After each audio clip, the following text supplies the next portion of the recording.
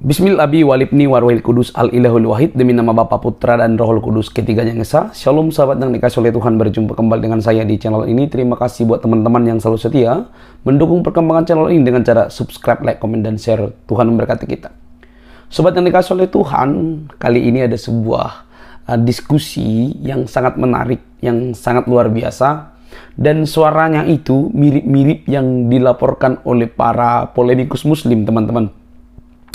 Dan di sini dia membahas tentang iman Kristen, tetapi ada banyak polemikus muslim yang justru kepanasan ketika dibuktikan dengan fakta bahwa memang antara sesembahan Kristen dan agama yang lain itu berbeda.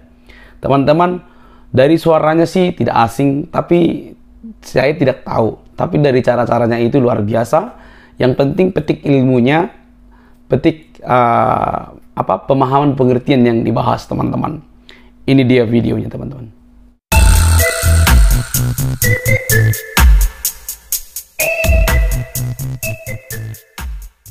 Kakak jangan bingung ya, si Agatha tuh nggak penting banget, Kak, nggak usah dipikirin. Kalau ada yang bilang nama Tuhan kami Muslim Islam, kenapa ada di Biblos Perjanjian Baru dari Yunani? Di mana ada nama Tuhanmu? Siapa nama Tuhanmu? Naik aja ke atas. Siapa nama Tuhanmu? Mana ada Tuhanmu di situ? Mana coba? Yang di bawah? Siapa nama Tuhanmu? Apa dari huruf A, L, L, A, H? Yakin? Di Quranmu ada huruf A? Bukannya huruf hijaiyah ya? Siapa Tuhanmu? Coba tulis. Atau naik ke atas. Tuliskan nama Tuhanmu. Ada nggak huruf A di Quranmu? Ada nggak huruf A di dalam bahasa Arab? Ada nggak? Bukannya Allah kalian itu yang kayak di masjid itu yang di atas itu? Alif lam lam ha, bukan A L L A H. Hah? Di mana? Di mana ada nama Tuhanmu di dalam kitab kami bahasa Yunani? Mana cuy? Huruf A. Langsung lari kau kan? Saya di sini nggak pernah dengar yang ada sih apologet yang dari banyak orang-orang juga, dari orang Libanon yang Kristen Katolik juga, mereka memberikan kesaksian gitu sama publik gitu ya, mereka berani bagus-bagus juga gitu loh di sini. Terus saya ingin nyimbangin gimana di Indonesia ini sekarang. Terus saya senang juga gitu loh dengar, oh udah bagus. Tapi kadang-kadang saya secara pribadi, untuk saya sih kuat ya, nggak akan pernah terpengaruh gitu. Cuma secara pribadi, kalau kita pada saat manusia itu kalau dengar yang berita-berita yang simpang, terus kita lihat gitu, jadi iman kita juga dikitkan, wah ini kenapa ini gitu, kenapa harus terjadi gitu loh sama Kristen kok jadi malah ya, itu apa namanya ya, gimana itu, saya pikir jadi pertanyaan gitu. Tapi maaf ya, Nathan juga saya tadinya fans juga sama dia, suka support dia, suka ada orang saya tapi kok jadi kayak gini, kenapa ya? Juga gitu loh, agak ragu-ragu. Tapi makanya kita mencari kebenaran, itu aja. Oke deh, gitu aja. Saya cuman mau nanya aja sekilas. Terima kasih Kak. Kakak jangan bingung ya, si Agatha tuh nggak penting banget, Kak, nggak usah dipikirin. Yang penting saya tetap support sama kalian semua yang cinta Tuhan Yesus Kristus. Amin. Itu aja. Terima kasih Kak. Terima kasih, tetap sehat. Salam, shalom. Oke ya, Tuhan memberkati semua. Oke, turunin saya ya, saya itu aja. Oke, kita turunin ya. Oke. Oh, udah. Ya, ini kenapa kucing semua gambarnya? Astaga. Kucing. Ya Tuhan. Ganti kucing juga deh. Iya, Kak Grateful ganti kucing juga. Sekali-sekali gambarnya paus kek. Tuh dengerin tuh, ada yang pengen pause. Gambarnya. Iya kan pengen lihat gambar paus kan? Ya Allah, udah lama banget nggak lihat gambar paus ya, Om Burhan ya Om ya.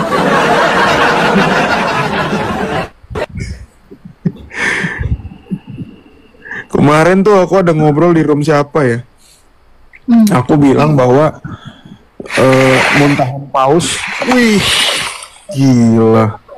Baru ngomongin paus, wih, Om Burhan. Waduh, kan. Bang Otniel. Bercanda doang ini, mau kerja ini Bang Otniel. Baru mau jalan. Astaga, jadi nggak jadi lanjut deh. Tadi mau bersabda. Udah keluar ya gambarnya ya, udah keluar. Cair. Lanjut Om, kok jadi tak bisa berkata-kata, baru paus belum TikTok Universe.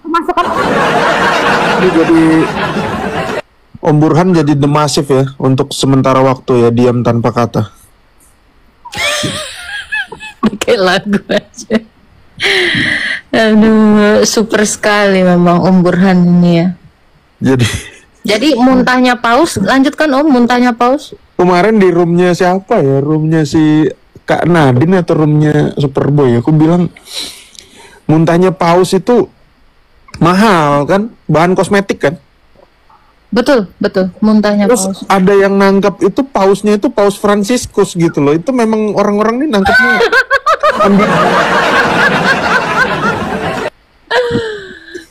Kalau muntahnya pausnya itu ya parah. bakterinya banyak.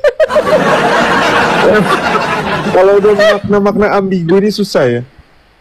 Aduh. Agak lain emang. Kak Sylvia sama Kiri Ellison. Shalom. Nih bubuhan kucing ini. Silakan. Itu tim kucing. Om Burhan, aku ada 2 pertanyaan nih tentang teosis gitu.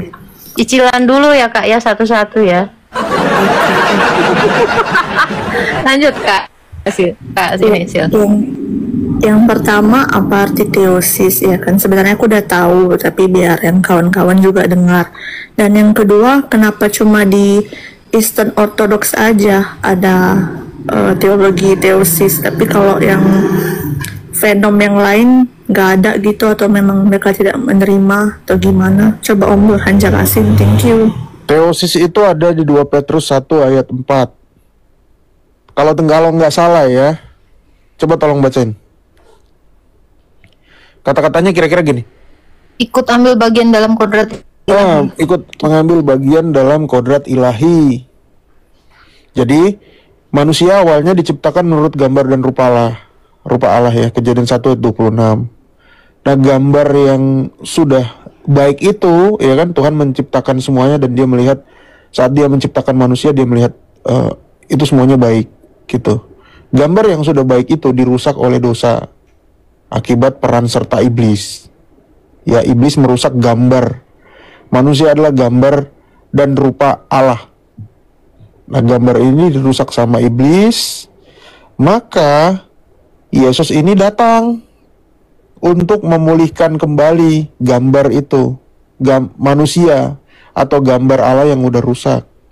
Nah, saat Yesus sudah datang memulihkan kembali, maka kita itu diperintahkan untuk tetap menjaga gambaran yang sudah dipulihkan itu. Nah, gambaran itu disebut sebagai mengambil bagian dalam kodrat ilahi. Ya. Itu sebabnya orang Kristen itu berbuat baik itu bukan karena minta selamat, karena kita udah diselamatkan. Gitu. Nah, pertanyaan berikutnya, kenapa kok yang di gereja lain, menurut saya sih sebenarnya gereja lain juga mengajarkan ya. Mengajarkan sama, tapi mungkin kurang ditekankan istilah teosis itu.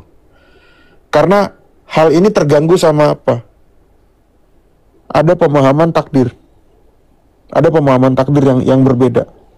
Kalau di gereja timur, kita tidak menganggap dosa waris atau dosa turunan itu ada. Tapi yang dimaksud dengan dosa waris, jadi beda gini. Dosa waris antara gereja timur dan gereja barat. Gereja timur mengatakan bahwa dosa waris itu adalah kita mewarisi dampak dari keberdosaan, yaitu kematian. Makanya semua orang yang lahir sebagai manusia itu bisa mati, karena kita mewarisi dampak dari Adam, ya kan? Adam mati kan? Tapi kalau di gereja barat, melihat dosa waris itu sebagai dosa dari orang tua itu ditanggung sama anak. Nanti anak punya anak lagi, ditanggung lagi, ditanggung seperti itu. Karena apa ada pemahaman itu? Karena adanya pemahaman sedikit pemahaman takdir oleh Bapak Gereja Agustinus. Ya. Tanpa mengurangi rasa hormat lagi nih, saya cuma ngomong sejarah. Bapak Gereja Ini Agustinus. Agustinus dari Hippo bukan? Dari Hippo, betul. Dari Afrika. Dia mengajarkan sedikit tentang takdir, tentang pilihan. Kemudian ajaran ini berkembang oleh bapak-bapak gereja skolastika yang namanya Thomas Aquinas, Abelard, Albertus Magnus gitu ya. Nah, pemahaman ini kemudian dikembangkan lagi waktu gereja Protestan lahir, Martin Luther. Nah, setelah Martin Luther ada lagi yang mengembangkan lagi, John Calvin. Makanya John Calvin punya pemahaman apa? Predestinasi, atau istilahnya tulip. Gitu. Jadi pemahaman-pemahaman ini yang membuat kita sedikit berbeda. Tapi sebenarnya goalnya sama. Kita semua ini mengambil bagian dalam kodrat ilahi. Makanya Roh Kudus itu dijadikan benih ilahi kan. Dijadikan modal kita agar kita dapat mengejar kekudusan itu. Jadi semacam bibit yang ada dalam diri kita. Nah, bibit itu kita kembangkan. Gitu. Nah, ini terus terang Om Burhan juga lagi belajar ya. Jadi orang benar. Om Burhan ngomong gini bukan berarti Om Burhan benar gitu. Gitu, Sylvia. Ada pertanyaan lagi ya, soalnya aku belum mengerti dengan skolastika. Itu maksudnya apa gitu? Skolastika itu adalah aliran, apa ya istilahnya, metode kekristenan yang mencampurkan antara filsafat dengan Alkitab. Nah, kata sekolah itu dari situ. Belajar filsafat sama belajar agama.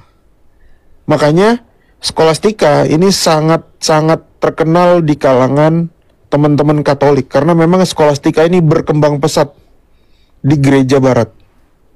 Tokoh utamanya tadi Albertus Magnus. Dia mencetuskan ajaran filsafat. Ini pencetus purgatori nggak sih juga? Iya, alirannya dari dia juga. Betul. Jadi ada banyak tokoh sih. Tapi yang pertama kali itu Albertus Magnus. Tahun 1200 apa 1100 gitu ya. Asal muasalnya karena waktu itu di barat itu sedang diganggu sama rabinik Judaisme yang lagi mengembangkan teologinya juga. Misalnya Pardes, ya kan, Pesat, Sot, Remes, Deras. Dia ngitung-ngitung angka-angka huruf Ibrani, itu nanti dia cocok logikan. Nanti jumlahnya berapa, oh ini artinya ini. Jadi kalau dia ngelihat bahasa Ibrani B sama A, ini jumlahnya sama, oh ini berarti kurang lebih artinya sama gitu. Nah, karena ajaran Judaisme berkembang di daerah Spanyol dan Prancis waktu itu ya. Prancis tuh aku lupa kotanya namanya apa ya. Nah, gereja barat juga sedang berkembang di situ. Karena gereja barat baru benar-benar lepas dari cengkraman Islam. Ya, waktu itu Islam menguasai Spanyol dan Cordoba, dan akhirnya Islam kalah sama Ratu Isabella of Aragon. Dan gereja barat sedang mengembangkan banyak pengetahuan di situ. Makanya itu disebut sebagai era keemasan. Nah, pengetahuan itu dicampurkan dengan kekristenan. Itulah namanya skolastika. Nah, kalau di barat nggak ada ajaran filsafatnya. Nol. Gitu. Karena yang ditekankan adalah pengajaran para rasul sebagai saksi mata. Namanya teologi apa? Ibu Umul? Perenungan ya. Nepsis. Gitu.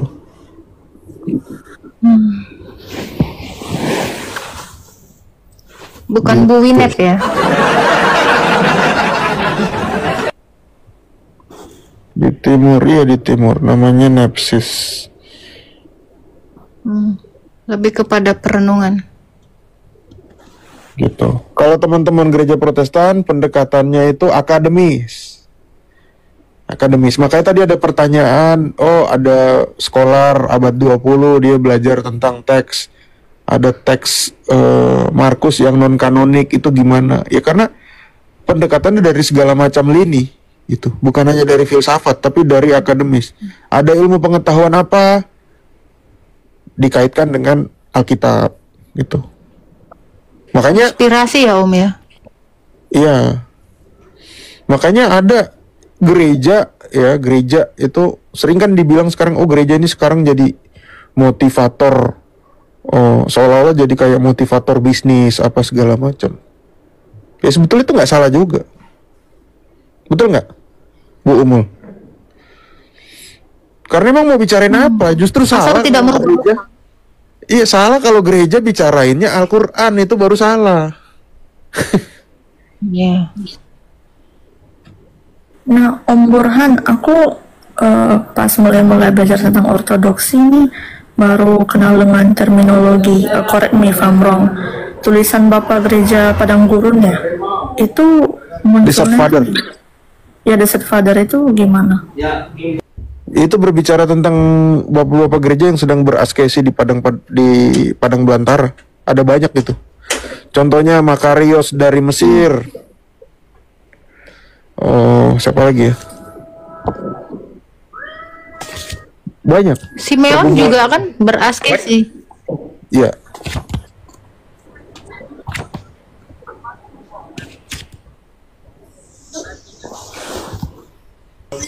I see, oke. Thank you untuk penjelasannya ya Om Burhan. Kak, apa? Bukan Kak. Umul, Kak. Bapak gereja Makarios dari Mesir itu adalah bapak gereja yang hidup di abad keempat, tahun 380. Ini Bang Andrew mungkin tahu yang di bawah ini. Dia pernah didatangi oleh malaikat. Malaikat itu mengaku bahwa dia namanya Gabriel dan dia akan memberikan wahyu kepada bapak gereja Makarios. Tapi bapak gereja Makarios ngomong apa? Aku belum layak untuk menerima itu.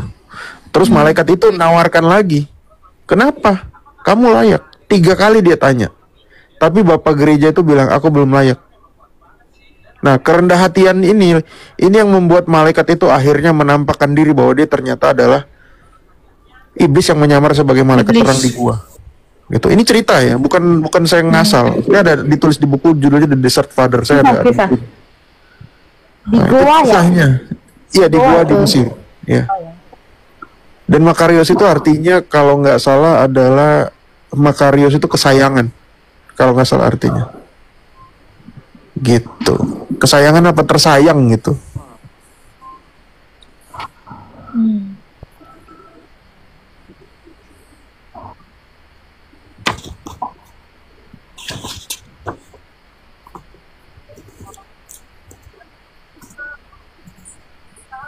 Itu Sylvia kalau dapat bukunya kita bisa buka juga tuh buat belajar, kan Sylvia jago bahasa Inggris kan. Ya. Also I've been learning lots of things from Orthodoxy and the books. Ini that sebentar, was all in sebentar, English. Umu. Ini Ibu Teti tadi malam ini Muslim ya? Perasaan dia Kristen. Kristen bapak-bapak. Loh, itu tadi Nggak tahu kan? entah Kristen atau enggak, tapi dia bapak-bapak. Mana? Berarti Kristen nyamar ini. Islam ini, lihat tapi Kemarin dia Kristen nggak? Iya, Mana setahu aku typingannya Kristen kan apa tapi kan itu loh, kitab kalian Burhan menjajah iman kalian. Sebelum agama Kristen dibawa ke Indonesia, agama kakekmu. Loh, agama Batak juga baik, apa iya tidak disama? Di mana sih? Paling bawah. Coba. Berarti Islam ini kemarin nyamar ya, malu-maluin. Kitab kalian Burhan menjajah iman kalian sebelum agama Kristen dibawa. Oh, dia minta naik dari tadi. Coba aja naikin. Lu Iya pandai. Pak Ibu Teti, kalau memang menjajah, mestinya negara Indonesia ini udah Kristen semua, karena kan dijajah 350 tahun kan. Mestinya udah Kristen semua ini.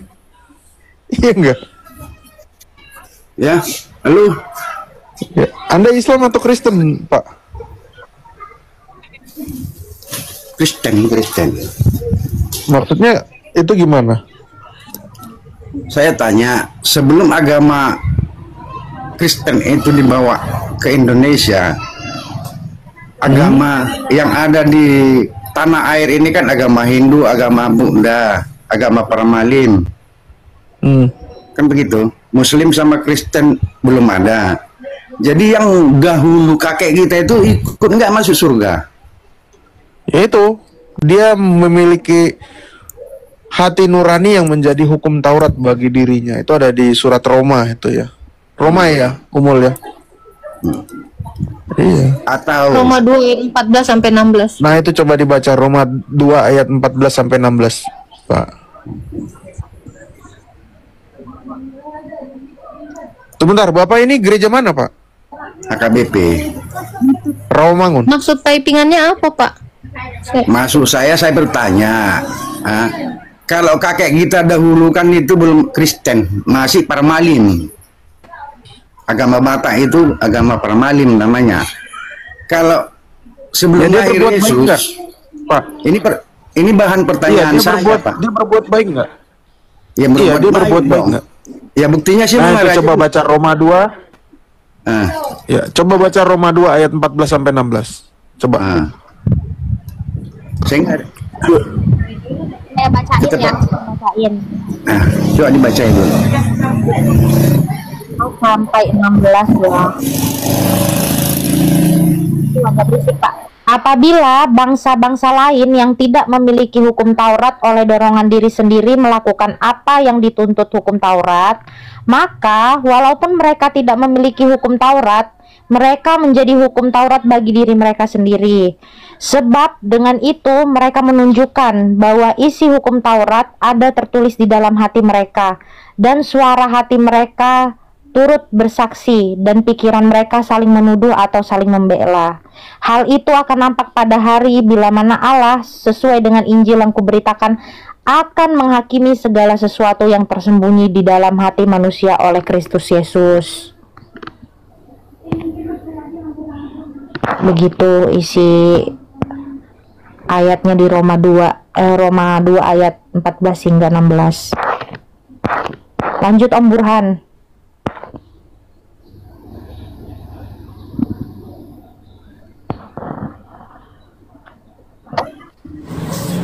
Maksud saya, kalau dia sudah meninggal gimana penyelamatannya? Thank you Kak Grateful. Itu ayat Bumol. 15 enggak sih? 15. Aku siap-siap dulu ya mau ke kantor. Siap, Om. Itu kan udah jelas tadi, coba dibacakan ya. Akan nampak, ini kan setelah meninggal. Coba ulang lagi Kak, ayat 15 16-nya Kak. Roma 2 ayat 15 sampai 16 ya. Sebab Aku izin turun ya. Terima kasih. Siap Kasil, thank you. Sebab dengan itu mereka menunjukkan bahwa isi hukum Taurat ada tertulis di dalam hati mereka, dan suara hati mereka turut bersaksi. Hal itu akan nampak pada dengan Injil yang kuberitakan akan menghakimi segala sesuatu yang tersembunyi di dalam hati manusia oleh Kristus Yesus. Ya. Udah? Jelas ya, Pak? Ibu Teti nggak ngerti maksud ayat itu? Coba diterangkan dulu. Mau dijelaskan? Oke. Coba dijelaskan. Thank you ya Kiri. Dikatakan kan di situ ya, pada hari di mana Yesus nih kan ya, hal itu akan tampak pada hari bila mana Allah melalui Kristus Yesus akan menghakimi segala sesuatu. Menghakimi itu kan berarti setelah mati kan, sebab manusia ditetapkan mati satu kali lalu dihakimi. Jadi ini berbicara tentang penghakiman di hari akhir. Bagaimanakah cara Allah menghakimi orang ya, melalui Yesus Kristus pada akhir zaman nanti, caranya adalah dengan cara ini. Hati nurani mereka itu yang akan membela mereka atau menuduh mereka. Kalau selama hidup perbuatan mereka itu berbuat yang baik, itu akan membela mereka, menjadi pertanggungjawaban bagi mereka untuk diselamatkan Tuhan Yesus. Itu jadi standarnya. Lebih banyakkah kebaikannya atau kejahatannya, maka itu akan ditimbang oleh Tuhan Yesus sebagai hakim. Itu. Jadi tolok ukurnya bukan lagi Taurat atau Injil. Kenapa? Karena bangsa ini tidak mengenal Yesus Kristus maupun Taurat. Tetapi hati nurani mereka, karena Allah kan menciptakan manusia itu baik, dan hati nurani mereka itu bertuliskan hukum Taurat itu. Apa hukum Taurat itu? Itu tadi yang 10 itu. Tidak boleh ada ilah lain, berarti hanya menuhankan satu ilah. Tidak boleh menyembah berhala. Lalu jangan membunuh, ingat dan kuduskan hari Sabat, jangan berzina, jangan bersaksi dusta, jangan mengingini milik sesamamu. Itu kan 10 perintah Tuhan itu ada di dalam hati setiap manusia. Jadi makanya Pak, manusia ini Pak, tanpa agama sekalipun atau dengan agama sekalipun Pak, ya misalnya agama X atau RT 6 ya, ketika mereka berzina mereka merasa bersalah. Kenapa? Itu bukti adalah manusia itu benar-benar yang menciptakannya Yesus. Karena Yesus yang mendesain manusia itu, supaya hatinya ketika berzina atau berbohong itu merasa bersalah. Itu. Jadi kalau ada yang mengatakan semua agama mengajarkan yang baik, salah. Kamu bisa berbuat baik karena Tuhan Yesus memang mendesain kamu baik. Ini bukti bahwa Yesus itu adalah sang pencipta itu. Ya. Mau kamu ateis, mau kamu agama X, agama M, agama Z, agama I, kalian pasti tahu baik. Kenapa? Karena memang Tuhan Yesus menciptakan kalian baik. Tanpa agama kalian, bahkan kalian lebih baik malah. Saya kasih tahu. Bahkan tanpa agama X, manusia itu lebih baik, saya lihat. Ateis itu lebih baik daripada yang beragama X yang suka mempersekusi itu. Kenapa? Ya karena memang desain manusia itu sebenarnya baik. Dia menjadi jahat karena ajarannya memang jahat. Itu. Dan hari penghakiman nanti, ini timbangan Tuhan Yesus sebagai hakim. Ini yang akan menghakimi mereka. Apakah kejahatan mereka lebih banyak atau kebaikan mereka lebih banyak? Karena apa? Semua di hari penghakiman, di hadapan Tuhan Yesus itu telanjang. Dosa-dosa kalian itu akan kelihatan, mau yang ketahuan maupun yang tidak. Itu caranya Allah. Ya, jadi cara Allah untuk menghukum orang-orang yang permalim yang kata Anda itu sama caranya dengan agama X. Karena agama X ini nggak kenal Taurat, nggak kenal Injil. Semua agama yang tidak mengenal Taurat dan Injil atau Yesus, semua akan ditimbang sama standarnya. Ya, jadi untuk agama yang mengaku-ngaku saya mengimani kitab sebelumnya, bullshit, karena mereka itu tidak mengenal apa itu Taurat, karena mereka tidak mengenal apa itu Injil, bahkan mereka tidak tahu apa-apa. Nah itu, mereka itu akan ditimbang bersama dengan orang-orang yang ateis itu. Seperti itu caranya. Karena Yesus itu adalah hakim ketika dia datang kedua kali. Itu maksud dari Roma 2 ayat 14-16 ini. Jadi untuk yang mengatakan yang menciptakan itu bukan Tuhan Yesus, Yesus. Saya katakan yang ciptain kamu itu semua Yesus. Makanya Yesus taruh itu Taurat di dalam loh hatimu. Ada ayatnya. Makanya tanpa diajarin agama Kristen pun, ya, agama X ini tetap tahu kalau dia bohong, dia akan was-was. Kenapa? Karena memang Yesus yang menciptakan dia. Bukan Tuhan yang sebelah atau yang ngaku-ngaku Tuhan. Bohong itu semua. Gak ada Tuhan mereka itu menciptakan manusia. Karena Tuhannya bahkan tidak tahu manusia itu diciptakan bukan untuk mati. Ini bahkan alasan ya, bikin saya lebih percaya kepada Tuhan Yesus. Memutuskan saya percaya sesungguhnya kepada Yesus ya. Ketika Tuhan mereka tidak bisa menjawab pertanyaan saya. Kenapa manusia harus mati? Jawabannya itu menyebalkan sekali. Ya karena manusia diciptakan untuk mati. Apa-apaan itu? Itu jawaban bodoh itu. Tetapi cuma di Alkitab saya bisa menemukan jawaban itu. Cuma di dalam Kristen saya bisa menemukan jawaban itu. Kenapa ya manusia itu takut sekali mati? Ada yang pernah nanya nggak hal-hal yang seperti ini? Kenapa manusia itu takut mati? Karena memang kodratnya bukan untuk mati. Maka jiwa kita, roh kita sangat mengenal sekali. Kita tidak pernah ingin mati. Nah, inilah yang dilakukan Yesus 2000 tahun yang lalu ketika dia di kayu salib, menaklukkan ketakutan manusia. Ibrani 2 ayat 15. Coba dibacain Kak Grateful. Manusia itu takut mati. Bohong kalau manusia itu tidak takut mati. Ibrani berapa? 2 ayat 15. Ibrani 2 ayat 15. Ya. Dan supaya dengan demikian ia membebaskan mereka yang seumur hidupnya berada dalam perhambaan oleh karena takutnya kepada maut. Nah, itu Tuhan Yesus itu menolong orang-orang yang seumur hidupnya ketakutan dalam perhambaan akan takutnya mati, maut. Jadi sebenarnya jiwa kita pun mempertanyakan itu loh. Aku takut mati, aku takut mati. Nggak ada manusia di dunia ini nggak takut mati, kecuali dia didoktrin dengan jahat. Semua takut mati. Makanya semua manusia itu berlomba-lomba apa? Untuk cari makan, bertahan hidup. Manusia kenapa mau bertahan hidup? Karena dia takut sekali akan kematian. Kalau manusia tidak takut mati, dia lapar pun dia nggak usah makan.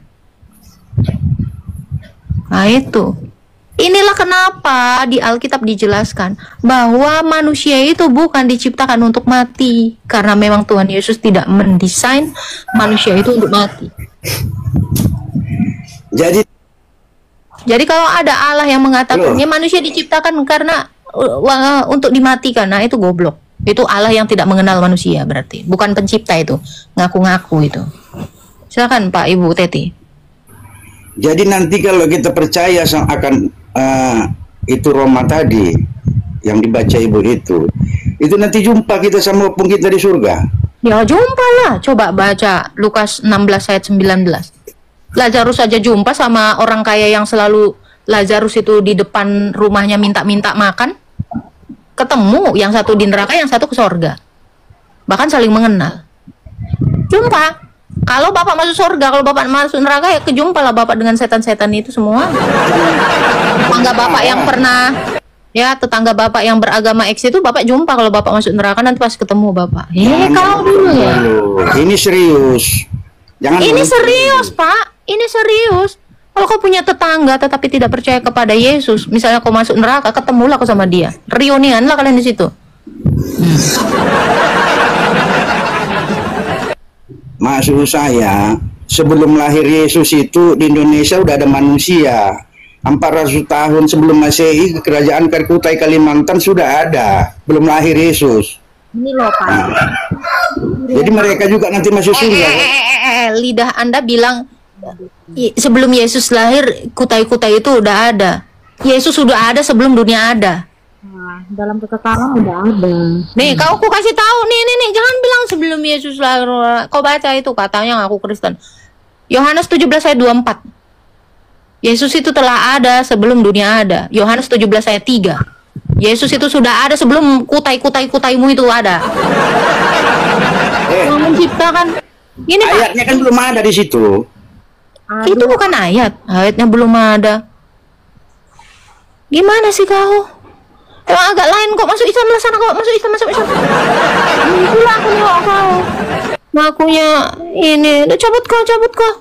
Berpolemik pula kau sini. Soalnya kau permalim. Nggak jelas kau. Belum ada ayatnya. Emang agak lain kau.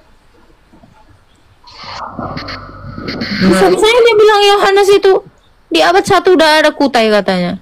Kutaimu aja kau bilang 4 Masehi. Alkitab ini udah ada 1 Masehi. Gimana menurutmu? Kerajaan Kutai aja abad 4, Alkitab abad 1. Agak lain kok Pak. Oh, masuk RT 6 aja kok, agama X aja kok. Betul loh. Aku Kristen. Gak jelas dia Kak grateful. Maksudnya tuh gini loh, daripada sibuk memikirkan sesuatu yang di luar artinya di luar kemampuan akal pikiranmu, lebih baik kamu rajin baca Alkitab, ya enggak Kak? Supaya mengerti. Kayak gitu loh.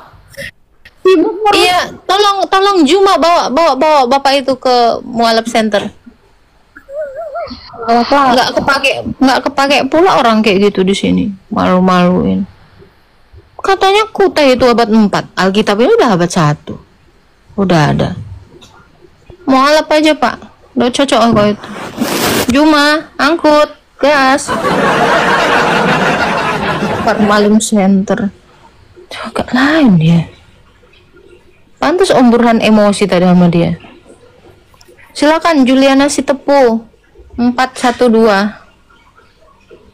412. Halo Meloredo 12. Halo Meloredo 12. Double gini aku pening lah. Angkut ya Juma ya. Tolong Bapak tuh amankan segera. Cocok itu untuk kalian. Cocok kali.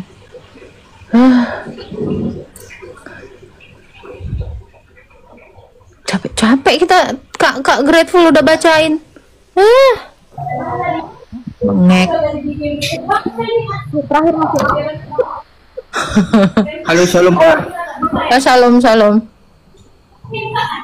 Izin sedikit nanya aja Kak, nyambung Boleh. yang tadi tuh Kak, kan kalau Kakak bilang yang belum percaya kepada Yesus itu ditimbang ya, baik salah dan baiknya. Nah, jadi kelebihan kita yang ikut Yesus ini gimana Kak? Apa kan kita juga ditimbang, dilihat juga baik dan benarnya kan Kak?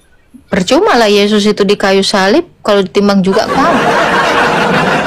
Ngapain Yesus disalib kalau kau sama-sama mereka? Itu. Jadi intinya berarti kita punya jalur khusus masuk Gini saya Nah, jelasin. Kak. Kenapa yang tidak percaya kepada Kristus, yang tidak mengenal Taurat itu ditimbang ya? Karena mereka tidak mengenal kurban. Enggak. Kenapa mereka tidak mengenal kurban? Karena menghapus dosa itu harus dengan cara berkurban. Sementara mereka tidak kenal Taurat. Karena kurban yang sejati itu ada di Taurat. RT 6 gak ngerti cara kurban. Ya, RT 6 gak tahu cara seorang imam itu. Kenapa di mute dulu Pak. Ya, kenapa RT 6 itu mengaku pun dia mengimani Taurat tetapi tidak melakukan Taurat? Karena kita bisa baca di dalam Jabur 147 ayat 19 sampai 20. Bangsa-bangsa lain tidak mengenal ini, hanya khusus untuk Israel. Jadi bagaimanakah kurban yang benar itu? Mereka nggak tahu. Sementara bangsa Israel tahu, orang Kristen tahu. Karena penghapusan dosa itu melalui kurban. Inilah sebabnya kenapa saya katakan kalau kita ditimbang juga sama seperti mereka, artinya kita tidak mengerti apa arti kurban yang dilakukan Tuhan Yesus. Orang Kristen ke gereja itu untuk kurban. Apa itu? Ekaristi. Jadi setiap kali kita melakukannya, dosa kita sudah dihapus Tuhan Yesus. Ketika kau mati besok, kau tidak ditimbang, auto diangkut sama malaikat ke Firdaus. Makanya jangan mati dalam dosa. Kalau kamu masih berdosa, kamu boleh melakukan ekaristi setiap hari. Perlukah ditimbang? Loh, ketika misalnya kita ekaristi, kita sudah mengaku dosa. Dosa kita udah nggak ada. Terus kita mati. Apa yang mau dihakimi? Apa yang mau dihakimi sama Tuhan Yesus? Dosa kita udah dihapuskan melalui ekaristi. Karena itu adalah kurban yang diserahkan kepada kita. Itu kata Yesus di dalam 1 Korintus 11 ayat 24 sampai 26. Itu data anak pertama. Baca 1 Korintus 11 ayat 24, 25, 26. Itu. Jadi apakah kita harus lagi ditimbang-timbang seperti orang yang tidak mengenal Taurat? Enggak dong. Itu hanya khusus untuk yang tidak mengenal Taurat itu. Yang ditimbang-timbang itu. Jadi kalau orang Kristen pun seandainya kamu tidak mengetahui makna kurban yang dilakukan Tuhan Yesus, ditimbanglah kau. Nah, makanya kita setiap hari berdosa. Yesus itu apa? Lakukanlah ini setiap kali. Lah, tiap hari. Kita itu harus melakukan ekaristi.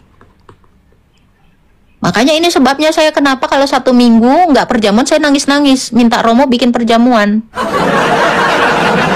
Kalau saya mati besok, dosa saya sudah hilang, semuanya sudah diampuni. 1 Korintus 11 bang, 1 Korintus 11 ayat 24, 25, 26. Nah ini, jadi kenapa yang tidak mengenal Taurat itu ditimbang? Ya karena mereka tidak punya hukum ini. Orang Yahudi setiap kali buat dosa itu melakukan kurban. Beberapa kali dalam 1 tahun itu. Jangan prat-prat mengimani Taurat kok nggak tahu Taurat. Mengimani Jabur kok nggak tahu Jabur 147 ayat 19 sampai 20. Itu Jabur itu. Mazmur. Beriman tapi kok nggak tahu isinya apa. Untuk apa? Ya toh? Itu ya. Jadi kalian semua yang tidak mengenal kurban itu kalian akan dihakimi segera. Gitu. Ya. Itu maksudnya Pak GL 100. Jadi kita orang Kristen kenapa kita itu tidak perlu lagi dihakimi seperti orang-orang yang tidak pernah mengenal Taurat dan tidak mengenal Injil? Karena Yesus itu sudah ada di dalam kita. Makanya tujuan orang Kristen ke gereja itu adalah untuk ekaristi, untuk kurban. Jadi apakah hukum Taurat Musa dihapuskan? Bukan, semakin kita teguhkan. Kurban itu tetap ada hingga detik ini. Hingga sampai, coba bacakan Kak ini, Kak Grateful. 1 Korintus 11 dari ayat 23 lah, biar mantap. 23 sampai berapa?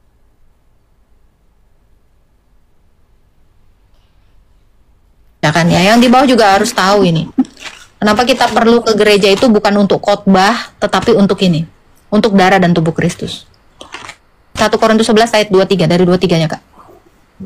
Sebab apa yang telah kuteruskan kepadamu telah aku terima dari Tuhan, yaitu bahwa Tuhan Yesus pada malam waktu ia diserahkan mengambil roti dan sesudah itu ia mengucap syukur atasnya. Ia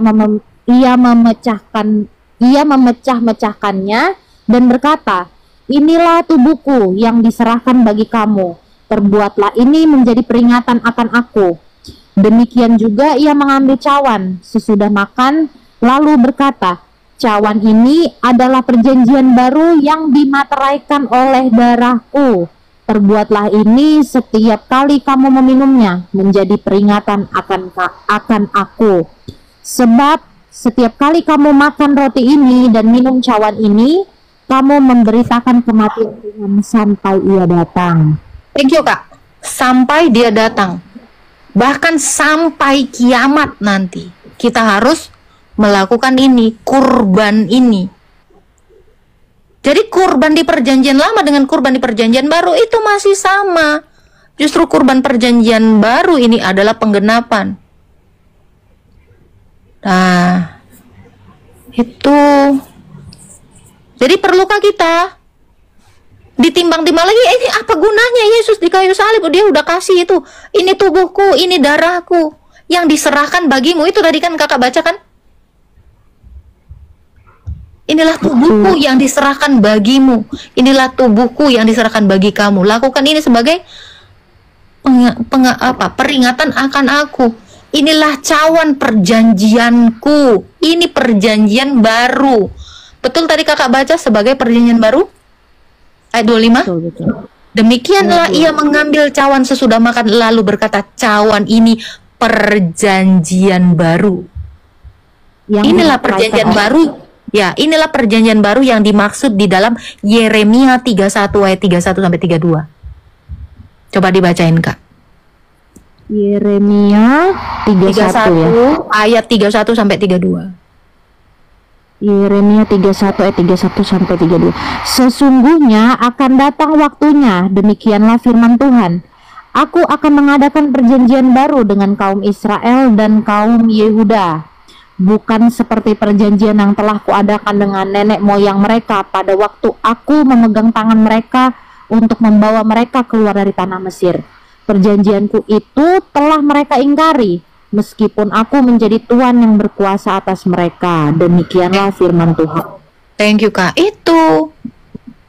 Jadi kalau yang perjanjian lama itu udah mereka ingkari, karena dengan Taurat harusnya mereka jadi lebih baik, tetapi dengan Taurat malah mengingatkan mereka kepada dosa mereka. Kenapa? Karena begitu mereka bertobat, mereka besok buat lagi. Makanya dikatakan, di dalam Taurat tidak ada kesempurnaan. Makanya Yesus datang untuk menyempurnakannya atau menggenapinya. Seperti itu, Bang GL. Jadi kita tetap berkurban. Itulah intinya kenapa kita tidak perlu lagi ditimbang dan dihakimi. Karena Yesus itu sudah menyerahkan tubuh dan darahnya itu sebagai kurban di atas kayu salib. Makanya Yesus itu disebut Kristus setelah dia mati. Dia imam yang menyerahkan kurban. Dan dia juga sendiri adalah anak domba Paskah Allah. Dia juga kurbannya, dia imamnya, dia Allahnya. Itu. Maka dia menggenapi itu semua. Seperti itu. Kalau ada yang bilang, nama Tuhan kami Muslim Islam kenapa ada di Biblos perjanjian baru dari Yunani? Di mana ada nama Tuhanmu? Siapa nama Tuhanmu? Naik aja ke atas. Siapa nama Tuhanmu? Mana ada Tuhanmu di situ? Mana coba? Yang di bawah? Siapa nama Tuhanmu? Apa dari huruf A, L, L, A, H? Yakin? Di Quranmu ada huruf A? Bukannya huruf hijaiyah ya? Siapa Tuhanmu? Coba tulis. Atau naik ke atas. Tuliskan nama Tuhanmu. Ada nggak huruf A di Quranmu? Ada nggak huruf A di dalam bahasa Arab? Ada nggak? Bukannya Allah kalian itu yang kayak di masjid itu yang di atas itu? Alif lam lam ha, bukan A L L A H. Hah? Di mana? Di mana ada nama Tuhanmu di dalam kitab kami bahasa Yunani? Mana cuy?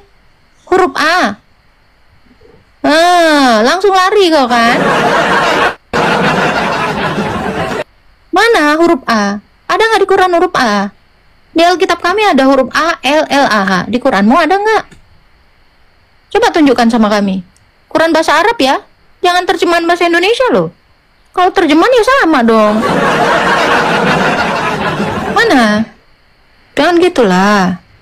Oh, fitnah kali kok. Mana ada nama Tuhan kau di sini? Mana? Mana ada? Lafaz alif lam lam ha. Nggak ada. Tunjukin dong. Tunjukin. Naik ke atas. Jangan kabur. Naikkan ke atas. Mana alif lam lam ha ada di dalam kitab kami? Coba. Atau ada nggak A L L A H itu dalam Quranmu? Ada. Naik ke atas. Tunjukin sama saya. Buka kamera. Tunjukin nama Allahmu ada di sini. Pakai huruf Arab ya. Huruf hijaiyah loh.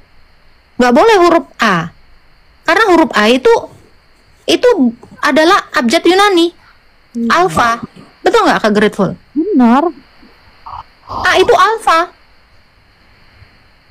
Itu abjad Yunani, bukan huruf hijaiyah, bukan bahasa Arab. Kasian nih kamu. Ngomongin terjemahan.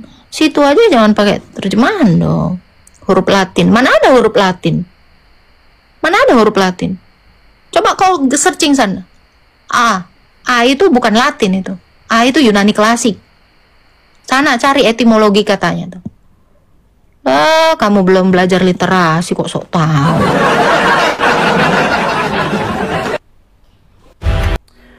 Baik, teman-teman yang dikasih oleh Tuhan, kira-kira apa respon teman-teman mendengarkan video barusan? Luar biasa bukan? Berikanlah tanggapan teman-teman di kolom komentar. Dan teman-teman pasti merasa tidak asing dengan suara itu, atau hanya saya saja yang merasa bahwa suara itu tidak asing. Tapi kalau kita simak teman-teman, cara menanggapinya luar biasa kan, ya. Jadi di bulan salah paham ini, ya, yang disalahpahami oleh para polemikus tentang kelahiran juru selamat umat manusia, justru lahir para apologetik Kristen yang handal dan luar biasa, yang mumpuni, yang memiliki visi untuk mempertanggungjawabkan imannya di hadapan orang-orang yang selalu membahas tentang kekristenan. Baik agama yang berbeda atau juga yang mengaku dirinya seagama, tapi cara pemikirannya justru berlainan dengan Alkitab dan iman Kristen yang sesungguhnya. Teman-teman, kalau kita mendengar, ya, kalau kita mendengar suara itu kayaknya tidak asing, tapi karena tidak ditunjukkan wajahnya, ya kita hanya bisa menebak-nebak. Nah, cara dia menanggapi itu luar biasa. Suaranya mungkin mirip, tetapi saya tidak berani mengklaim bahwa itu adalah orang yang dilaporkan oleh para polemikus tersebut. Tetapi yang mau kita katakan adalah, ketika orang Kristen, ketika apologetik Kristen, ketika penginjilan mau dihambat ataupun mau dilaporkan ke polisi dan lain sebagainya, oleh karena memberikan hak jawab dan mempertanyakan iman orang lain yang sering membahas kekristenan, mau dibungkam, mau dibabat, atau mau dihambat, maka akan lahir para apologetik yang handal, yang mungkin juga mirip-mirip caranya, mirip-mirip pengakuannya, bahkan mirip-mirip cara menjawabnya. Karena memang ya hanya beda di suara saja. Kalau mau menjawab ya tetap sama, yaitu dari Alkitab. Karena tidak ada sumber yang otentik selain daripada Alkitab dan sejarah yang ada di dalam kekristenan. Itu sebabnya dalam kekristenan itu sulit sekali dibengkokkan. Oleh karena apa? Dia sesuai dan sejalan, bahkan pelaku sejarah imannya, begitu. Jadi kalau ada orang berkata Yesus tidak disalib dan lain sebagainya, ya itu kan sudah omong kosong yang disampaikan. Faktanya, para ahli sejarah membuktikan, menuliskan Yesus mati disalib. Jadi segala sesuatu yang diklaim, yang dituduhkan kepada kekristenan itu otomatis gugur secara langsung ketika sejarah yang berbicara. Ditambah lagi dengan kitab sucinya yang luar biasa, yang sesuai dengan sejarah ini, menceritakan secara detail. Maka kalau ada yang mirip-mirip dengan ini lalu ceritanya berbeda, ya berarti kita harus percaya yang pertama, begitu ya. Saya hanya percaya kemerdekaan Indonesia itu tahun 45. Maka kalau ada yang berkata, oh Indonesia merdeka itu 49, 50, saya nggak percaya. Walaupun ada cerita mirip-mirip yang bisa dikarang begitu.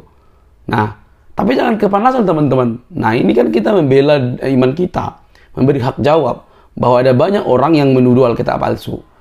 Nah, urusan soal sesembahan dalam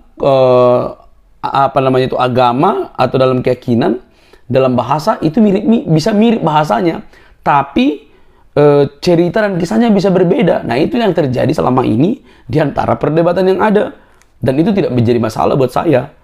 Dipakai nama Isa, dipakai nama Yesus, asalkan Isa yang sesuai dengan kisah dalam Alkitab, yang mana dia mati, lahir, hidup, dan mati dan bangkit, begitu. Kita tidak percaya dengan Isa yang di India, kita tidak percaya dengan Isa yang kita hanya percaya kepada Isa Al-Masih yang lahir di kandang domba di Bethlehem, yang akan kita rayakan, begitu ya teman-teman. Jadi jangan kepanasan ya kalau diberikan jawab, karena hak kita untuk mempertanggungjawabkan iman kita yang selalu salah pahami. Oke teman-teman, petiklah ilmunya selama mempersiapkan diri untuk menyambut hari besar, hari istimewa, kelahiran juru selamat umat manusia, semua orang, ya, semua orang. Tuhan memberkati. Sampai ketemu di video selanjutnya teman-teman. Jangan lupa untuk menekan tombol subscribe, like, komen, dan share-nya. Tuhan memberkati kita. Bye-bye.